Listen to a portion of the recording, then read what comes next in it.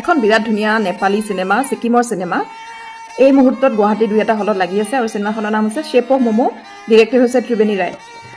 মই এখন চিনেমা যোৱাবাৰ এইবছৰ গাফত চাইছিলোঁ গুৱাহাটীৰ চেণ্ট ফিল্ম ফেষ্টিভেলত, আৰু চাই মোৰ বিৰাট ভাল লাগিছিলে। মাজে মাজে ক'ৰবাত এডিটিং বা স্ক্ৰীন প্লেত অকণমান দীঘল যেন লাগিলেও এই চিনেমাখনৰ কণ্টেণ্টটো মই বহুত বেছি শক্তিশালী পাইছিলোঁ। আৰু চুবুৰীয়া এখন ৰাজ্যৰ এগৰাকী পৰিচালিকাই তেওঁৰ চিনেমাখনত লোকেল ইছ্যুজ কিছুমান ফুটাই তুলিছে। ক্লাছৰ কথা আছে, ইয়াত জেণ্ডাৰৰ কথা আছে, আৰু পাহাৰীয়া ৰাজ্য হিচাপে ঠাইখিনি কিছুমান ইকনমিৰ কথাও আছে। কেইবাটাও বিষয় ইয়াত বহুত ধুনীয়াকৈ বিশেষকৈ কেইটামান খুব ষ্ট্ৰং ফিমেল কেৰেক্টাৰৰ সহায়ত পৰিচালিকাগৰাকীয়ে উত্থাপন কৰিছে, আৰু সেইকাৰণে খুব ভাল লাগিছে এইখন চিনেমা চাবলৈ।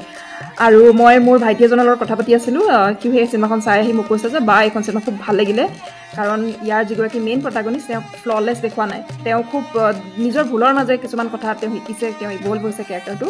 আৰু মাজে মাজে ইয়াৰ দুটামান শ্বট ইমান ধুনীয়া, ইমান মনোমোহা যে আমি নিজে নিজে বুজি পাওঁ যে যিগৰাকী ডিৰেক্টৰ তেওঁ নিশ্চয় পেইণ্টিঙৰ প্ৰতি বা ড্ৰয়িঙৰ প্ৰতি বহুত বেছি ইণ্টাৰেষ্টেড। শ্বেপ অফ ম'ম' আপোনালোকে চাই বেয়া নাপাব, চাই ভাল পাব আপোনালোকে, এইটো গেৰাণ্টি দিব পাৰোঁ।